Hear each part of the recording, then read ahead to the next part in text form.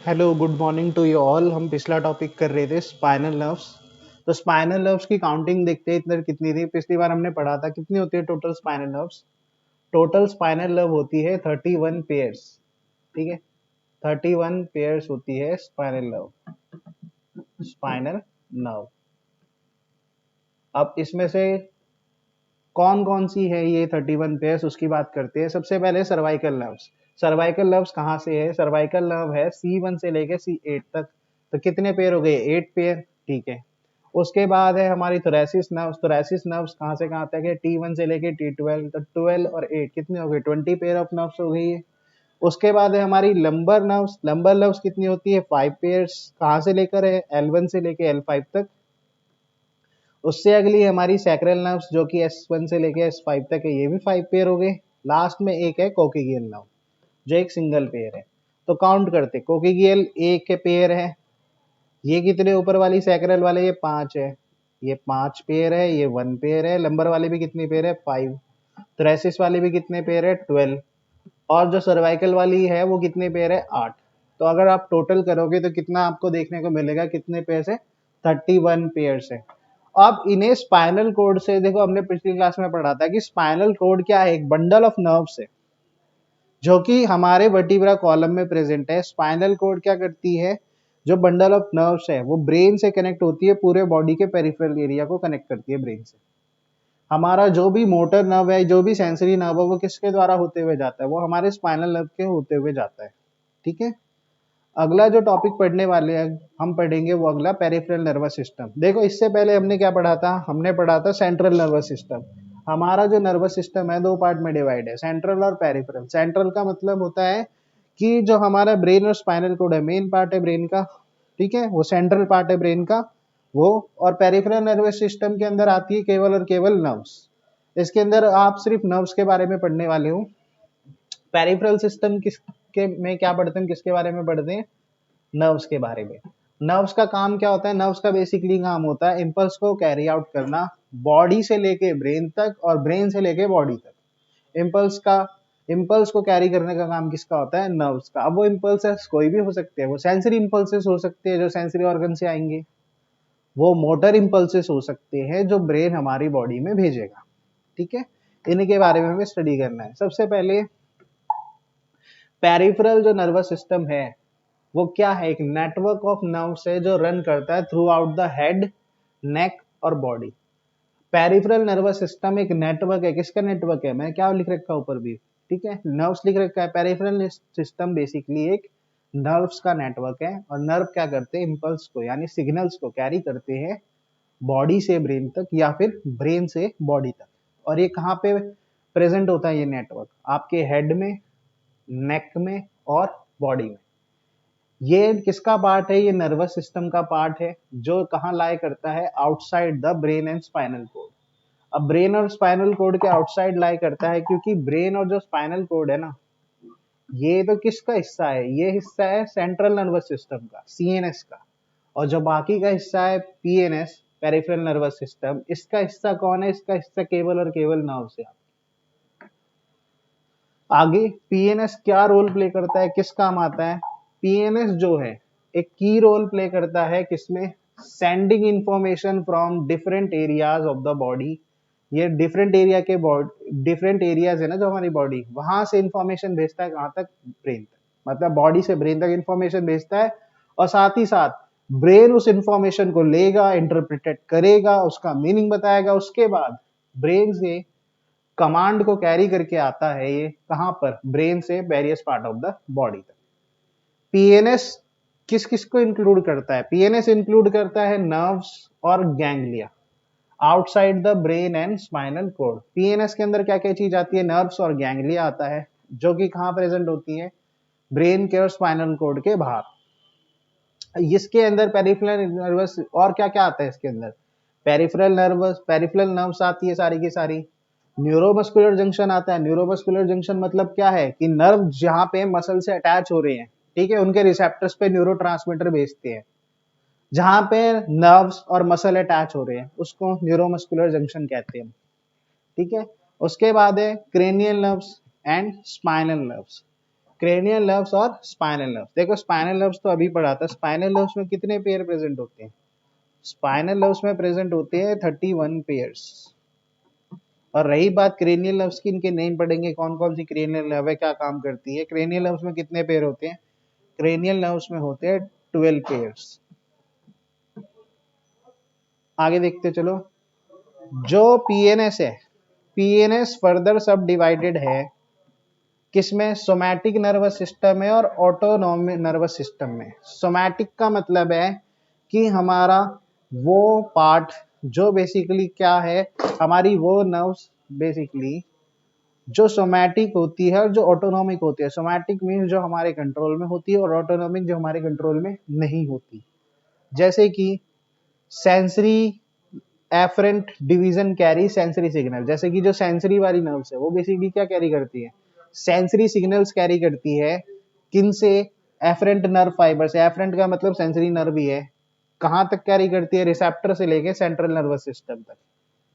The somatic sensory division carry signal from the receptor in the skin muscle bones and joints. जो somatic nervous sensory division है वो signal carry करता है receptor से। कहां पे है वो रिसेप्टर? स्किन में, मसल में, बोन्स में और जॉइंट में।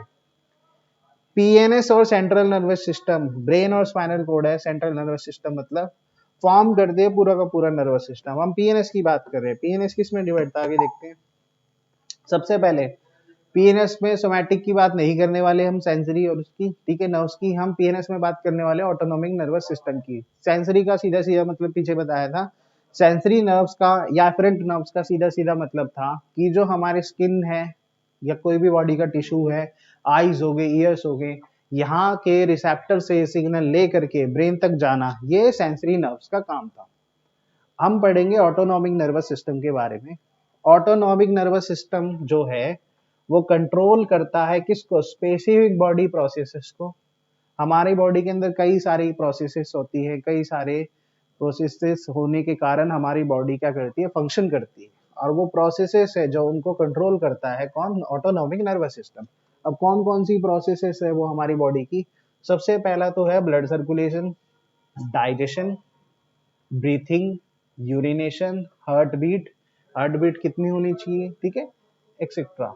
ये जो जितनी भी प्रोसेस हैं, कौन कौन सी प्रोसेस है दोबारा देखते हैं। ब्लड सर्कुलेशन है, digestion, breathing, urination, heart beat, etcetera. ये सारी की सारी जो प्रोसेसेस हैं, इन सारी प्रोसेसेस को हमारा कौन कंट्रोल करता है? Autonomic nervous system. Autonomic nervous system को नेम किया हुआ है ऐसा because it work autonomously. Autonomous system को इसलिए ऑटोनॉमस बोला जाता है क्योंकि ऑटोनॉमसली काम करता है।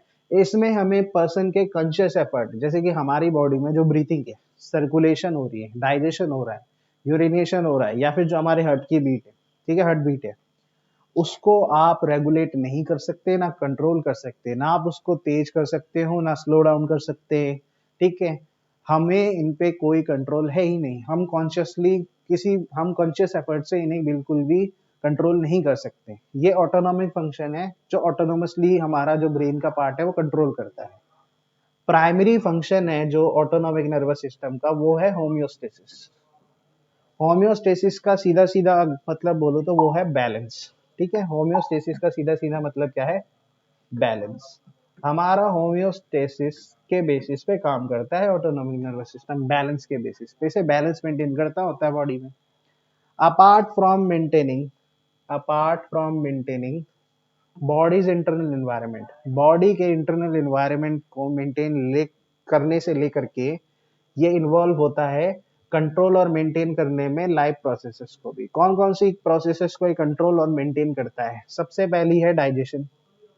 डाइजेशन यानी कि खाने को जो लार्ज मॉलिक्यूल को स्मॉल मॉलिक्यूल्स में ब्रेक डाउन करने का काम। फिर जो भी इंपॉर्टेंट हमारे न्यूट्रिएंट्स है उनको एब्जॉर्ब करने का काम। ये किसका काम है? डाइजेशन।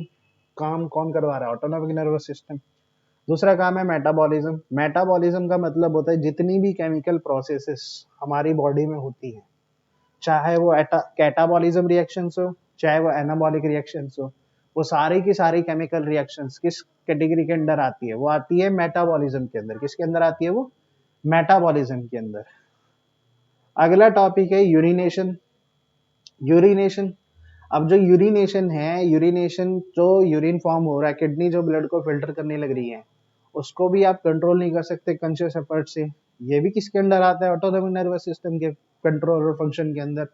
डेफिकेशन जो है, वेस्ट प्रोडक्ट को बॉडी से एक्सक्रीट आउट करना, साथ ही साथ ब्लड प्रेशर, सेक्सुअल रिस्पॉन्सेस, या बॉडी का जो टेम्परेचर मेंटेन करना है बाहर के एनवायरनमेंट के अनुसार, वो भी किसके कंट्रोल में है? ऑटोनोमिक नर्वस सिस्टम के अंदर। ऑटोमेटिक फंक्शन है ये भी, ठीक है। उसके अलावा और क्या क्या चीजें? हार्ट बीट हमारी, ब्रीथिंग रेट, फ्लूइड बैलेंस, ये भी ऑटोनोमिक के कंट्रोल में आता है। हमारी हार्ट बीट कितनी होगी, हमारा ब्रीथिंग रेट किस रेट से चलेगा, फ्लूइड बैलेंस कितना है, जैसे हमारी बॉडी में फ्लूइड का वॉल्यूम कितना है, कम है, ज्यादा है, उन सब के बारे में।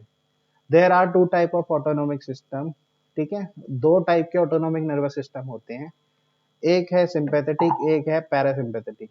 कौन कौन से? सिंपैथेटिक और पैरासिम्पैथेटिक। अब सिंपैथेटिक और पैरासिम्पैथेटिक की बात करते हैं, ये दोनों के दोनों। सबसे पहले सिंपैथेटिक, ध्यान रखना ये जो लिख रहा हूं मैं, सिंपैथेटिक नर्वस सिस्टम ऑलवेज, कौन से रिस्पॉन्स में ये नर्वस सिस्टम एक्टिवेट होता है? सिंपैथेटिक होता है हमेशा फ्लाइट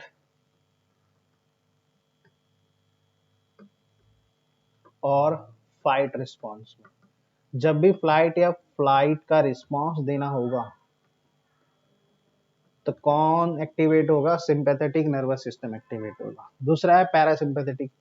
पैरासिम्पैथेटिक कब एक्टिवेट होगा? जब रिलैक्सेशन होगा, जब फ्लाइट और फाइट का हमें रिस्पॉन्स नहीं देना होगा। रिलैक्सेशन के समय कौन एक्टिवेट होगा? रिलैक्सेशन के समय एक्टिवेट होगा सिंपैथेटिक। पैरासिम्पैथेटिक होगा रिलैक्सेशन के समय, सिंपैथेटिक कब होगा? फाइट और फ्लाइट के रिस्पॉन्स में, ठीक है। अब ये चार्ट देखना आगे, ये नर्वस सिस्टम का जो चार्ट है, ये दर्शा रहा है आपको आपके बॉडी में पैरासिम्पैथेटिक नर्व्स के एक्शन और सिंपैथेटिक नर्व्स के एक्शन। पैरासिम्पैथेटिक नर्व्स के अगर आप सेक्शन देखोगे तो पैरासिम्पैथेटिक नर्व कब नर्वस सिस्टम एक्टिवेट हो रहा था? रिलैक्सेशन के समय। और जो हमारा सिंपैथेटिक था, सिंपैथेटिक कब एक्टिवेट होता था?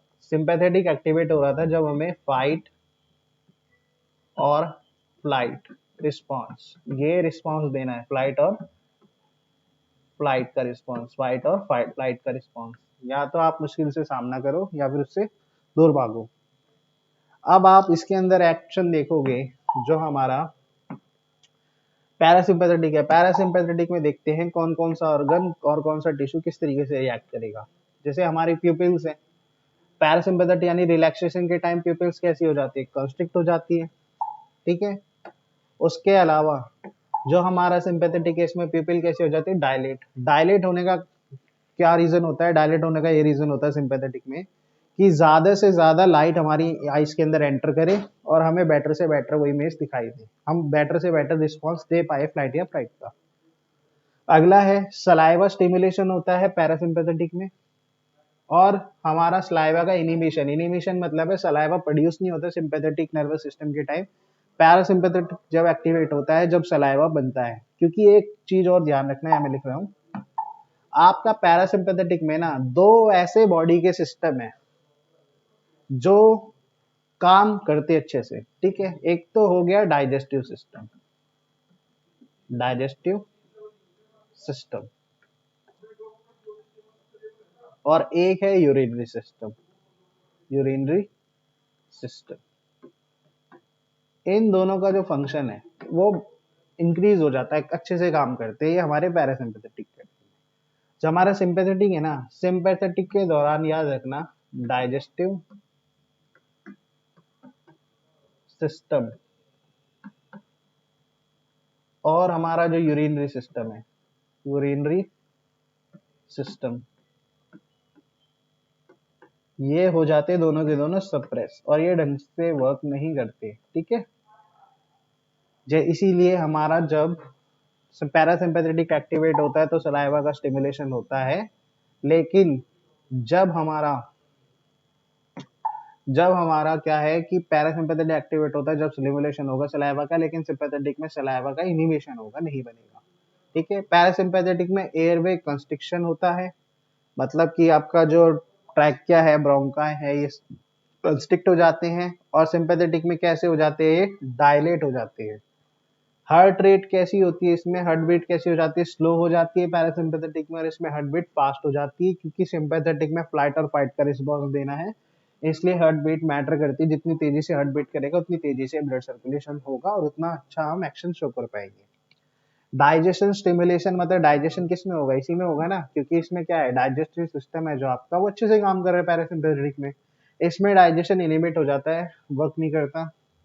इसमें क्लोल ब्लैडर स्टिमुलेशन होता है, पैरासिम्पैथेटिक में जूस भेजेगा, बाइल जूस, वो जूस के अंदर स्टोर रहता है। इसमें लिवर ग्लूकोज रिलीज करता है एनर्जी के लिए, क्योंकि हमें एनर्जी की जरूरत होती है फ्लाइट और फाइट का रिस्पॉन्स देने के लिए। साथ ही साथ और देखते हैं सिंपैथेटिक में इंटेस्टाइन भी इनिबिट करते हैं, फंक्शन नहीं करते, एब्जॉर्प्शन वगैरह नहीं करेंगे। एड्रेनल ग्लैंड है वो क्या सिक्रीट करते हैं, एपिनेफ्रिन और एपिनेफ्रिन रिलीज करते हैं, दोनों के दोनों क्या है, स्ट्रेस हार्मोन है। ये दोनों के दोनों क्या, एपिनेफ्रिन और नेफ्रिन, ये दोनों के दोनों हमारे स्ट्रेसर हार्मोन है, इनको रिलीज किया जाता है, स्ट्रेसर हार्मोन है ये। अगला क्या है हमारा, अगला है भी ब्लैडर। ब्लैडर का रिलैक्सेशन होता है किसमें, सिंपैथेटिक में, कॉन्स्ट्रिक्ट नहीं करता है, यूरिन नहीं पास ऑन करता है। रिप्रोडक्टिव सिस्टम में भी क्या हो जाता है, डिक्रीज होता है ब्लड। अब इसकी बात करते हैं पैरासिम्पैथेटिक के, क्या रह गए, डाइजेशन होगा, इंटेस्टाइन तो स्टिमुलेट होगा ही एब्जॉर्प्शन वगैरह के लिए, बॉल ब्लैडर कंस्ट्रिक्ट होगा, यूरिन फॉर्मेशन होगा, यूरिन एक्सक्रीट आउट होगा, रिप्रोडक्टिव सिस्टम में भी ब्लड हमारा क्या हो जाएगा, इंक्रीज हो जाएगा। ये हमारे सिंपैथेटिक और पैरासिम्पैथेटिक दोनों के फंक्शन से अच्छे से याद कर लेना, चार्ट बना लेना इनको, कि कौन से हमारी बॉडी में सिस्टम्स कैसे एक्ट करते हैं, पैरासिम्पैथेटिक जब एक्टिवेट होता है या फिर जब सिंपैथेटिक एक्टिवेट होता है। अगला जो चार्ट है ये चार्ट किसका है, ये चार्ट है आपका क्रेनियल नर्व्स का, ये नाम याद रखना, क्रेनियल नर्व्स। अब कितने क्रेनियल नर्व्स होते हैं, 12 पेयर, 12 पेयर होते हैं जो आपके क्रेनियल नर्व्स होते हैं, जो सप्लाई करते हैं आपके ब्रेन में। अब कौन कौन से होते हैं 12 पेयर, उनमें से कौन कौन से नर्व है, वो किस टाइप के होते हैं और क्या फंक्शन करते हैं। सबसे पहला जैसे फंक्शन है, ये सबसे पहली जैसी नर्व है जिसका नाम है ऑल फैक्ट्री। ऑल फैक्ट्री की बातें करते, चलो ऑल फैक्ट्री के बारे में क्या क्या पढ़ना है हमें। ऑल फैक्ट्री जो है वो कैसी नर्व है, वो है सेंसरी। कैसी नर्व है, सेंसरी। सेंसरी का मतलब होता है वो नर्व जो बेसिकली क्या करेगी, बॉडी से सिग्नल को ब्रेन तक पहुंचाएगी। ठीक है, ऐसी नर्व्स जो बॉडी से सिग्नल को लेकर के ब्रेन तक पहुंचाए, उन नर्व्स को क्या कहा जाता है, सेंसरी कहा जाता है। और ऑल फैक्ट्री, ऐसा कौन सा हमारा सेंसरी ऑर्गन है जो ऑल फैक्ट्री कहाँ से पहुंचा रही है हमारे ब्रेन तक signal, all factory nerve supply करती है हमारी नोज को। किसे सप्लाई करती है, नोज को। इसका बेसिकली फंक्शन क्या है, स्मेल, ये हमें स्मेल के बारे में बताती है कि किसी का जो स्मेल है कैसा है, ऑर्डर कैसा है, वो प्लेजेंट है अनप्लेजेंट है। दूसरी जो नर्व है हमारी वो है ऑप्टिक। ऑप्टिक नर्व है, ये भी कैसी नर्व है, सेंसरी। सेंसरी का मतलब है ये भी क्या करेगी, ये सप्लाई करेगी, ठीक है, कहाँ, बॉडी से लेकर ब्रेन तक सिग्नल। ये किसको सप्लाई करती है, चलो लिख रहा हूं मैं, उसका भी लिख रहा हूं पहले का। पहला क्या था हमारा, ऑल फैक्ट्री था। ऑल फैक्ट्री किसको सप्लाई करती थी, हमारी नोज को। ऑप्टिक किसे सप्लाई करती है, हमारी आइज को। ऑप्टिक नर्व आइज को सप्लाई करती है, और हमें किस में देखने में मदद, क्या फंक्शन करने में मदद करती है, हमें फंक्शन करने में मदद करती है विजन। ठीक है, ऑप्टिक नर्व हमें जो भी इमेज बनता है इसके अंदर वो लेकर के जाती है ब्रेन के पास, हमारा ब्रेन उस इमेज को इंटरप्रेट करता है फिर। अगली जो नर्व है, अगली नर्व का नाम है ऑक्यूलोमोटर। ऑक्यूलो मतलब आईबॉल है, मोटर नर्व मतलब है जो ब्रेन से सिग्नल आना, कहाँ तक, किसी पर्टिकुलर ऑर्गन तक। मोटर नर्व के टाइप है ये, इसमें मोटर वर्ड लिखा भी हुआ है नाम के अंदर भी, ऑक्यूलो मोटर, और टाइप भी कौन सा है, मोटर नर्व। ऑक्यूलो मोटर किसको सप्लाई करती है, हमारे आई बॉल को सप्लाई करती है। ठीक है, आई बॉल, आई बॉल को सप्लाई करती है, कहाँ से, इसका उल्टा है, ये सेंसरी नहीं है, यहाँ पे ब्रेन से सिग्नल आने लग रहा है आई बॉल पे, और ये क्या काम करती है, ये आई की मूवमेंट कराती है। आई की जो मूवमेंट है ना, जैसे आप आई बॉल को मूव करते हो side by side superior anterior portion पे, तो ये आई बॉल को मूवमेंट कराने में मदद करती है ऑक्यूलोमोटर। ट्रोक्लियर है, ये भी आई बॉल को सप्लाई करती है, ये भी मोटर है। मोटर मतलब है इसका भी सिग्नल ब्रेन से आता है, कहाँ पे, पर्टिकुलर ऑर्गन पे। ये क्या करती है, आई को मूव करती है कहाँ पर, नोज पर देखने के लिए, मतलब मीडियल मूवमेंट करती है, दोनों आईज नोज पर देख पाए। अगली जो नर्व है वो है ट्राइजेमिनल। ट्राइजेमिनल दोनों है, बोथ का मतलब क्या होता है, टाइप बोथ में मतलब कि दोनों आएंगी, दोनों का मतलब है सेंसरी भी होगी और मोटर भी होगी, सेंसरी भी और मोटर भी।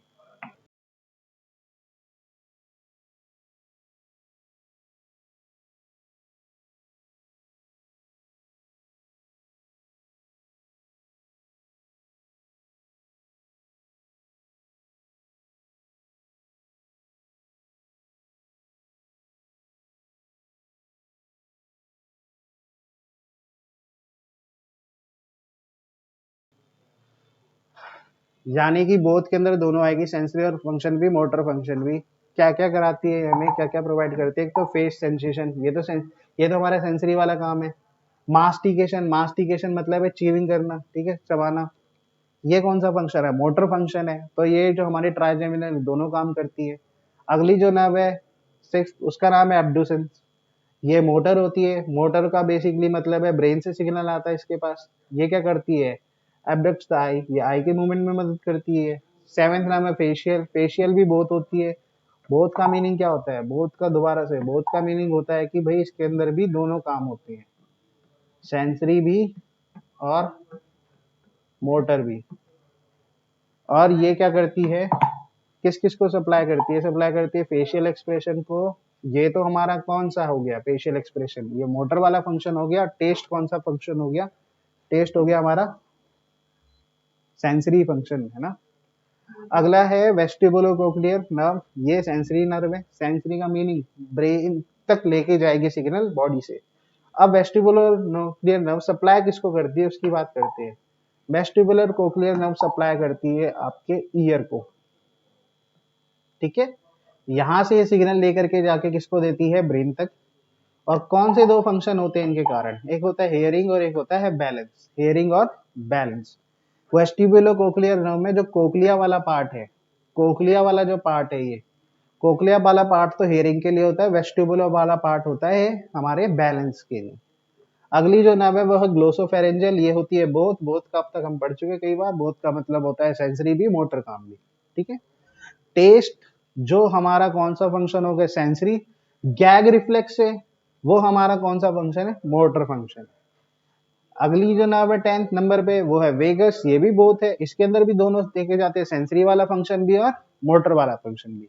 गैग रिफ्लेक्स का मोटर वाला फंक्शन है, पैरासिम्पैथेटिक इनोवेशन इसका सेंसरी वाला फंक्शन हो चुका है। एसेसरी नर्व है जो अगली, वो मोटर नर्व है। मोटर का मतलब है यहाँ पर ब्रेन से सिग्नल आता है बॉडी के पार्ट तक। ये शोल्डर श्रक करते हैं ना, शोल्डर की मूवमेंट करते हैं, उनमें मदद करती है। अगली है हाइपोग्लोसल, हाइपोग्लोसल एक मोटर नर्व है जो ब्रेन से सिग्नल आता है बॉडी के अंदर, वो काम करती है, मदद करती है स्वैलोइंग वाले प्रोसेस में और स्पीच में, ठीक है, हमें स्पीच में मदद करती है और स्वैलोइंग वाले फंक्शन में। ये आपकी क्रेनियल नर्व्स थी, 12 पेयर होते हैं क्रेनियल नर्व्स। किस क्या नेम है इनका, ठीक है, उसके अलावा नेम के साथ क्या क्या इनका टाइप है और क्या इनके फंक्शंस हैं, इसको अच्छे से कर लेना, इस चार्ट को, इंपॉर्टेंट है, ठीक है। Okay, all the best.